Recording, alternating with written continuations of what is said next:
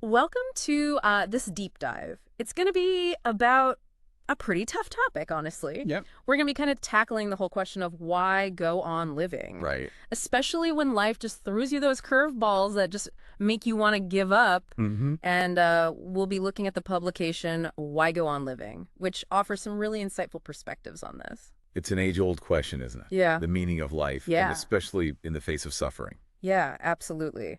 And the publication starts out by introducing us to Diana, Right. who seems to have it all but secretly struggles with really deep despair. Right. And it's a reminder, really, that we never know what someone's going through, Right. no matter how put together they seem. You just never know the internal battles that people are going through. Right. And Diana's story really highlights the point that feeling suicidal Right. isn't about actually wanting to die. Right. It's about wanting to end the pain. It's like you're trapped in this burning building and you just see no way out. Mm-hmm. And your instinct is to escape that pain. Yeah. Even if it means taking a drastic measure. Right. Yeah. And the publication makes a really important point here. Okay. That talking about suicide doesn't encourage it. Okay. In fact, like open and honest conversation Right. can be a lifeline for someone who's struggling. I think that makes a lot of sense. Yeah. By creating that safe space for dialogue, Yeah. we can help break down the stigma surrounding mental health and Yeah. encourage people to seek help. Right. Now, the first major reason that the publication offers for choosing to keep living Okay. is this simple but profound truth. Things change. Okay. Even the most challenging situations are rarely permanent. Okay, so let's unpack that a little bit. I know they use a quote, suicide is a permanent solution to a temporary problem. Right. But realistically, some situations like chronic illness or the loss of a loved one, Mm-hmm. those have lasting impacts. So how does that idea of change apply in those cases? That's a great point. While some circumstances might not change, Right. our perspective on them Right. and our ability to cope with them Okay. can evolve over time. Okay. So have you ever looked back at a tough time in your life Mm-hmm. and realized that while the situation itself was really painful, Yeah. you came out of it stronger Right. or you gained wisdom from it? That's a really insightful way to frame it. It's not denying the difficulty, Yeah. but it's recognizing our own capacity for growth Exactly. and adaptation. Yeah, and the publication encourages us to focus on navigating one day at a time Right. rather than getting overwhelmed by the enormity of the situation. Right. It's about finding ways to cope. Right. It's about finding moments of joy and meaning even amidst those challenges. That resonates with that whole idea of mindfulness, doesn't it? Being present in the moment rather than dwelling on the past or worrying about the future. Absolutely. And they also emphasize the importance of reaching out for support. Yeah. Having someone to confide in, share your burdens with, can make a world of difference. Yeah. There's a lot of wisdom in that. Like the saying, a problem shared is a problem halved. Exactly. And Yeah. they share some really compelling stories from the Bible. Okay. Stories of individuals like Rebecca, Moses, Elijah, and Job. Right.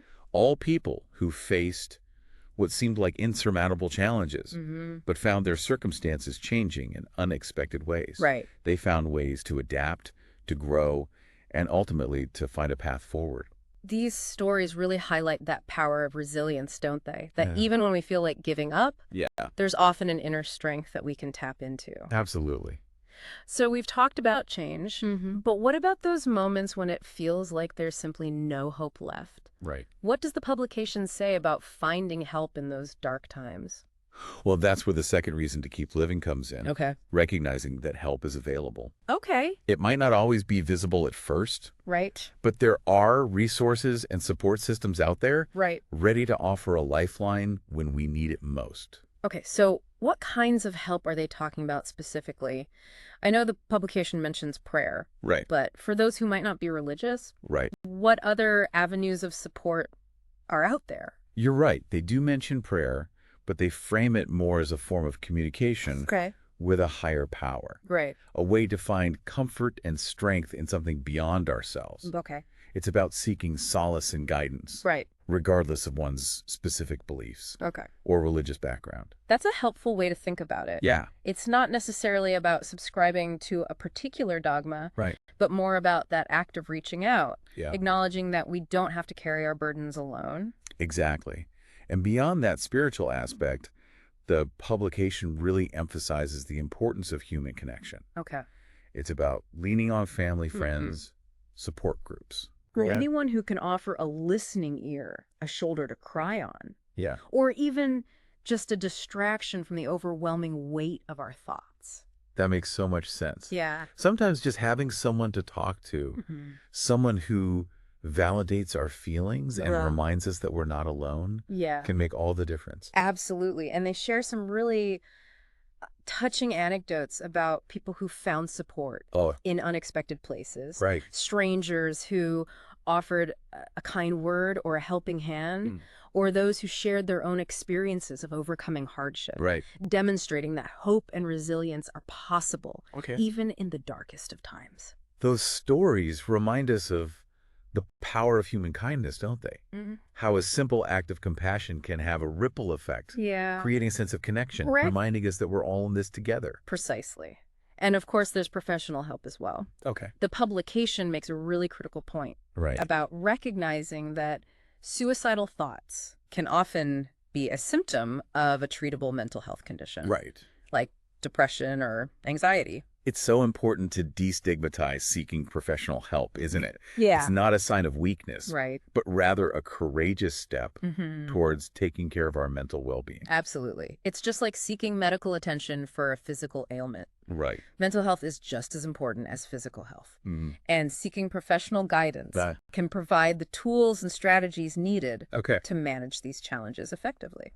They also share some practical advice, like encouraging listeners to find reputable therapists who specialize in mood disorders. And for immediate help, they remind us of resources like suicide prevention hotlines, Yes. which offer a lifeline for those in crisis. Those resources can be absolutely vital, Right. offering immediate support and connecting individuals with the help they need. Right. It's a reminder that even in the most desperate moments. There's always someone to reach out to. Okay, so we've explored the importance of change and the availability of help. Right. But what about that feeling of hopelessness? Yeah. That sense of being lost in a sea of despair? How does the publication address finding a reason to keep going when it feels like all hope is lost? That's where the concept of hope comes in. Okay. It's the third and perhaps most powerful reason to keep living Right. that the publication explores. It's about having a vision, however faint, of a brighter future. Right. A sense that things can and will get better. That makes sense. But when you're in the midst of deep despair, hope can feel like a pretty elusive concept. Yeah. How does the publication suggest we cultivate hope when it feels so far out of reach?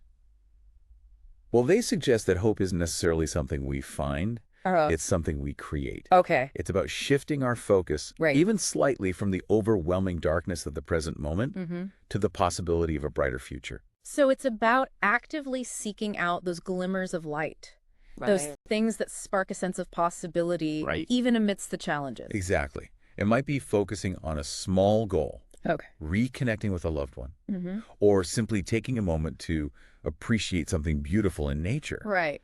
These small acts can begin to chip away at the sense of hopelessness and create space for a more optimistic outlook. I can see how those little things can start to make a difference. Yeah. It's about finding those anchors that ground us when the storms of life feel overwhelming. That's a great analogy, and the publication reminds us that hope isn't just wishful thinking. Okay. It's about having faith in our own resilience, in the kindness of others, and in the possibility of positive change. Right. They emphasize that even when we can't see a clear path forward, we can trust that there's a light at the end of the tunnel, even if it's just a flicker for now. That's a really powerful message. It's about holding on to that belief that things can get better, even when it feels impossible to believe. Absolutely. They compare this hope to a compass, guiding us through challenging times, and reminding us that we're not alone in our journey. And they share stories of individuals who have faced incredible adversity, yet emerged from those experiences with a renewed sense of hope and purpose. Those stories are so inspiring. They remind us that even in the face of seemingly insurmountable obstacles, the human spirit is capable of remarkable resilience and growth. It's truly incredible. So as we wrap up this deep dive, I want to leave you with this thought. Change is inevitable help is available, and hope is always within reach. Right.